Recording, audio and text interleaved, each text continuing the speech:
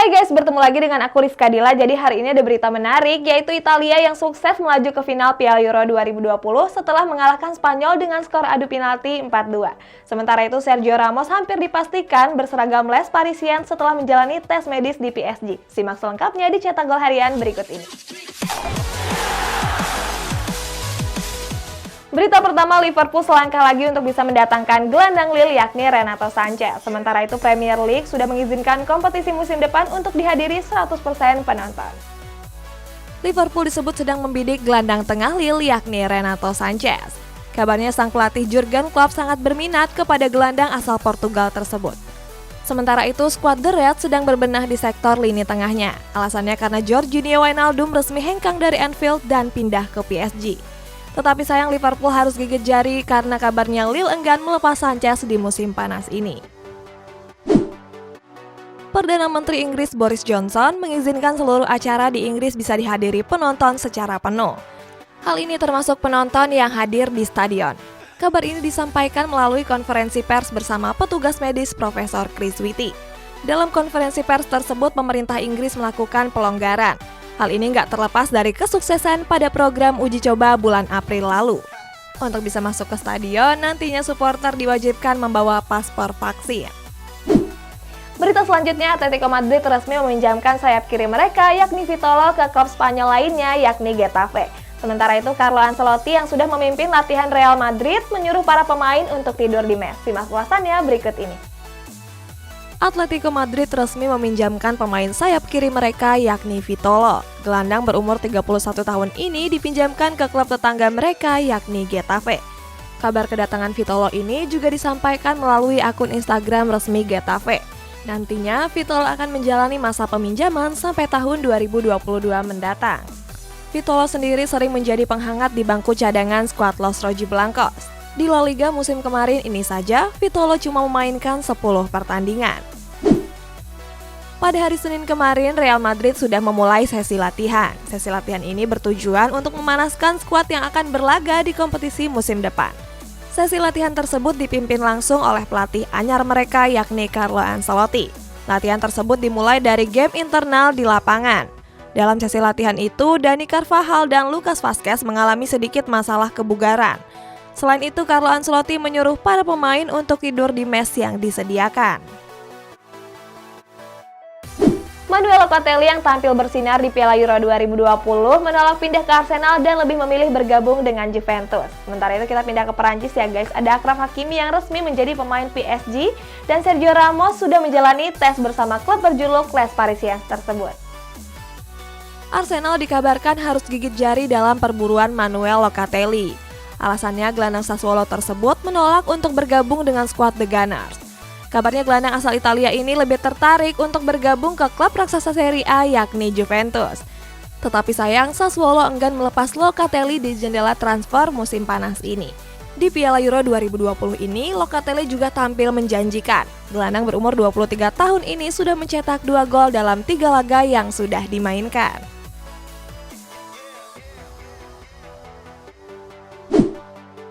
Mantan bintang muda Inter Milan, Achraf Hakimi resmi berseragam PSG pada musim depan. Kabar kedatangan Hakimi juga disampaikan melalui Instagram resmi klub. Hakimi diboyong dari Inter Milan dengan mahar sebesar 60 juta euro.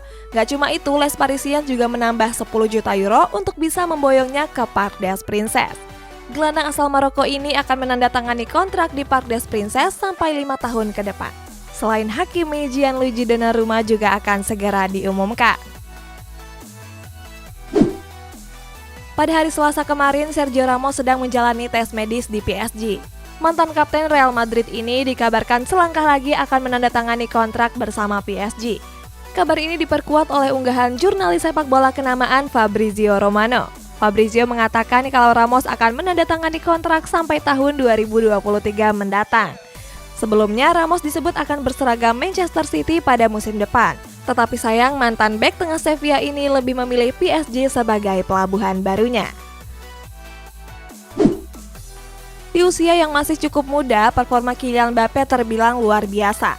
Hal tersebut membuat penyerang timnas Prancis ini diincar oleh beberapa klub raksasa Eropa, mulai dari Real Madrid, Barcelona, Manchester City, sampai Liverpool. Terkait hal tersebut, legenda timnas Prancis Nicolas Anelka memberikan saran kepada Mbappe. Anelka menyuruh Mbappe untuk segera hengkang dari PSG. Menurut Anelka, Mbappe bisa memenangkan Ballon d'Or seandainya pindah ke klub yang lebih baik.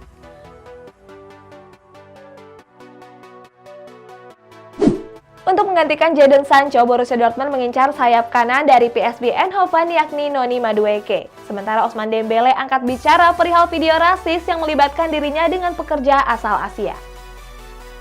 Borussia Dortmund dikabarkan akan mendatangkan pemain baru di jendela transfer musim panas ini. Nantinya pemain tersebut akan menggantikan posisi dari Jadon Sancho. Jadon Sancho sendiri dikabarkan resmi berseragam Manchester United pada musim depan. Kabarnya di Borussen akan memboyong sayap kanan PSV Eindhoven yakni Noni Madueke. Kabar terbaru juga menyebut ayah sekaligus agen Madueke sudah berada di lapangan latihan Borussia Dortmund. Tetapi sayang PSV Eindhoven enggan melepas Madueke pada musim ini. Belakangan ini muncul video viral dengan durasi 24 detik. Dalam video tersebut memperlihatkan dua pemain Prancis yakni Ousmane Dembele dan Antoine Griezmann. Dua penyerang timnas Prancis ini sedang menyaksikan 3 orang teknisi yang berasal dari Asia. Teknisi tersebut terlihat sedang memperbaiki televisi. Dalam videonya, Dembele terlihat sedang mengejek ketiga teknisi asal Asia tersebut. Setelah ditelisik, video tersebut terjadi di tahun 2019. Lalu Ousmane Dembele meminta maaf atas kejadian tersebut. Sementara itu, Rakuten sebagai sponsor utama Barcelona sangat menyayangkan kejadian itu. Menurut Rakuten, kejadian tersebut nggak bisa diterima dan Barcelona terancam kehilangan sponsor utamanya tersebut.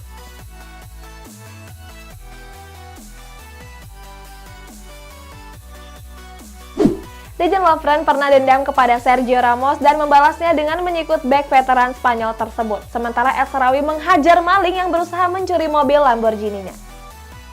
Mantan bek tengah Liverpool, Dejan Lovren, pernah menaruh dendam kepada pemain veteran Spanyol Sergio Ramos. Dendam ini muncul saat Mohamed Salah mengalami cedera. Cedera tersebut terjadi pada laga final Champions League musim 2017-2018 silam. Saat itu Ramos menjatuhkan Salah dan mengakibatkan Salah mengalami cedera fatal. Cedera tersebut bahkan membuat Salah menepi lebih cepat. Setahun kemudian, Lovren membalaskan dendamnya di pertandingan Liga Negara. Saat itu Lovren membalasnya dengan menyikut Ramos. Sayap kiri AS Roma Stephen El Shaarawy dilaporkan sedang diselidiki pihak kepolisian. Alasannya karena Shaarawy menghajar maling yang mencoba mencuri mobil Lamborghini-nya. Sebelumnya pada tanggal 12 Februari yang lalu, El Shaarawy mengunjungi rumah temannya yang bernama Alessio Cerci. Ketika sedang bermain game, El Shaarawy melihat gerak-gerik pencuri. Pencuri tersebut mencoba masuk ke mobil Shaarawy dengan memecahkan kaca mobil. Mengetahui hal tersebut, El Shaarawy bergerak cepat dengan mengejarnya sampai ke jalanan. Lalu sang maling tersebut dijatuhkan hukuman selama 4 tahun. Akan tetapi maling tersebut mengajukan tuntutan atas cedera yang dialaminya. Kita beralih ke sepak bola Indonesia. Rans Cilegon FC dinobatkan sebagai tim Liga 2 dengan jumlah followers terbanyak. Sementara itu ada juga komika Afif Safi yang lagi seneng banget karena Instagramnya dibalas oleh Lord Martin Braithwaite. Gimana ya ceritanya? Simak ulasannya berikut ini. Pada hari Senin kemarin, pelatih Persipura resmi mencoret dua legenda mereka yakni Boaz Salosa dan Justinus Pae. Alasannya karena kedua pemain tersebut melakukan tindakan indisipliner. Sebelumnya, pihak manajemen klub nggak mau mengumbar hal ini ke media. Alasannya karena Boaz merupakan duta PON yang akan digelar di Papua. Boaz dianggap nggak menghargai manajemen dan mengganggu konsentrasi tim. Dengan berat hati, sang pelatih harus melepas kedua pemain tersebut. Rans Cilegon FC jadi klub dengan pengikut Instagram terbanyak di kompetisi Liga 2 Indonesia. Klub Sultan Raffi Ahmad ini mencatatkan 228.000 pengikut. Di posisi kedua ada klub asal Palembang yakni Sriwijaya FC dengan 220.000 pengikut. Sementara di posisi ketiga ada klub Atta Halilintar yakni AHPS Pati FC. Di posisi keempat ada klub anak presiden Kaisang Pangarep Persis Solo. Sementara di posisi kelima ada klub dari Kota Padang yakni Semen Padang. Seorang komika bernama Afif Safi mengirimkan pesan di Instagram kepada salah satu penyerang andalan Barcelona yakni Lord Martin Braithwaite. Dalam pesan tersebut, Afif menuliskan kalau dirinya sedih jika Braithwaite hengkang dari Barcelona. Afif juga meminta kepada Braithwaite untuk tetap terus berseragam Blaugrana. Nggak disangka pesan tersebut langsung dibalas oleh Braithwaite. Penyerang timnas Denmark tersebut membalasnya dengan emoji kepalan tangan dan emoji senyum. Berita terakhir, Brazil lolos ke partai final Copa America setelah mengalahkan Peru, sedangkan Italia lolos ke final Piala Euro setelah mengubur mimpi Spanyol. Sempat buntu dengan skor imbang, Gli Azzurri memenangkannya dengan drama adu penalti. Sampai jumpa besok, guys! Pada hari Selasa kemarin, timnas Brazil menjalankan pertandingan melawan Peru. Laga tersebut sukses dimenangkan oleh skuad Samba dengan skor tipis 1-0. Satu-satunya gol dalam laga itu dicetak oleh Lucas Paqueta pada menit ke-35 pertandingan. Dengan kemenangan tersebut, Neymar CS dipastikan lolos ke partai final Copa America. Brazil akan menunggu pemenang dari laga semifinal antara Argentina dan Kolombia. Nantinya partai final akan digelar di hari Minggu mendatang. Italia bertanding menghadapi Spanyol di partai semifinal dini hari tadi. Laga tersebut berakhir imbang di waktu normal dengan masing-masing mencetak 1 gol. Italia unggul lebih dulu melalui gol Federico Chiesa yang sukses di menit ke-60. Sementara Spanyol membalas 20 menit setelahnya melalui gol dari bomber Juventus Alvaro Morata. Spanyol sendiri mendominasi pertandingan dengan penguasaan bola sebanyak 71%. Skuad La Furia Roja juga mencatatkan 908 jumlah operan dan jumlah tembakan sebanyak 16 kali. Laga dilanjutkan ke babak extra time, akan tetapi kedua tim tak kunjung mencetak gol tambahan. Lalu selanjutnya kedua tim menjalani drama adu penalti. Dani Olmo dan Manuel Locatelli yang menjadi eksekutor pertama gagal mengeksekusi penalti dengan sempurna. Akan tetapi Morata menjadi penentu setelah gagal mencetak penalti keempat.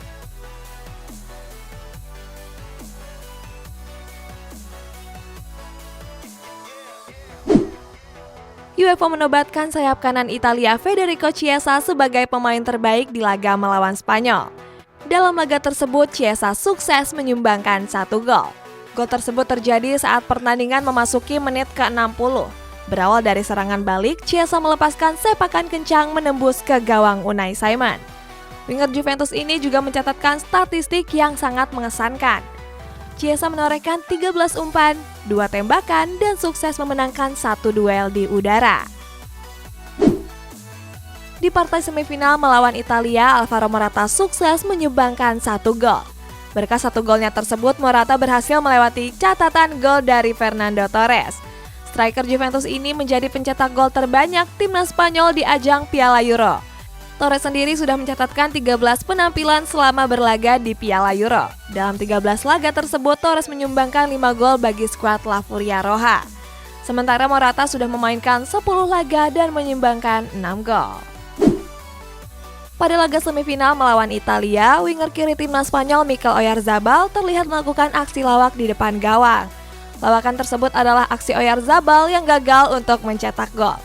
Di menit ke-12 Oyarzabal mendapat peluang emas, tetapi sayang Oyarzabal gagal mengontrol bola dengan baik dan bola terlepas dari kakinya. Sementara di menit ke-64 Oyarzabal kembali gagal memanfaatkan peluang emas. Oyarzabal gagal menyundul bola yang berasal dari umpan matang Koke. Selebihnya Oyarzabal terlihat hanya mondar-mandir di pertahanan Italia dan dia pun diganti pada menit ke-70.